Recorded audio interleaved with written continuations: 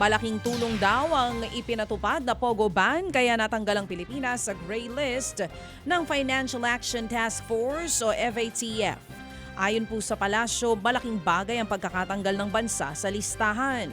Dahil mas magiging maayos sa mga financial transaction, makahihikayat ng maraming investors at bababa ang remittance fees para sa mga OFW.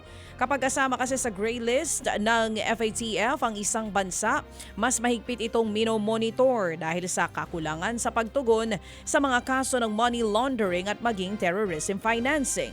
Matatanda ang 2018 nang maisama sa gray list ang Pilipinas dahil pa rin sa ganitong problema. Iniimbestigahan naman po ng Philippine National Police ang umano'y mga donasyon na sasakyan ng ilang Chinese nationals na nahuli nga po dahil sa kasong espionage. Ayon po sa CIDG, pinag-utos na ni PNP Chief General Romel Marbil ang pagsiyasat sa mga nasabing donasyon. Unang lumabas sa report ng Reuters ang nasabing mga donasyon na galing sa mga inakusahang Chinese spies na leader din daw ng ilang civic group na konektado umano sa Chinese Communist Party. Pinangalanan ng Reuters ang naturang mga Chinese na sina Wang Yongji, Wu Junren, Kai Xiaohuang at Shen Haitao na pare-pareho daw na aresto o pare-parehong na aresto noong nakaraang buwan. Kabilang sa mga donasyon nila ang 10 motorsiklo at 10 patrol mobil.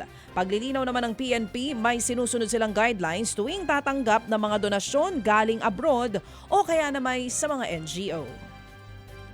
Samantala, sinabak na muna sa pwesto ang acting director ng PNP Anti-Kidnapping Group na si Police Colonel Elmer Ragay. Yan nga po'y para bigyang panahon si Ragay na makapagpaliwanag kasunod nga ng nangyaring pagdukot sa 14 anyos na Chinese student sa Taguig City. Iniimbestigahan ng pulisya kung bakit hindi daw ang AKG ang nauna sa rescue operation. Wala rin daw na arestong suspect matapos ang krimen. February 20 nang dukutin ng estudyante at nasagip naman noong Martes, February 25. Una nang sinabi ni Interior Secretary John Vic Remulla na mga Chinese-run Pogo daw ang nasa likod ng nasabing pagdukot.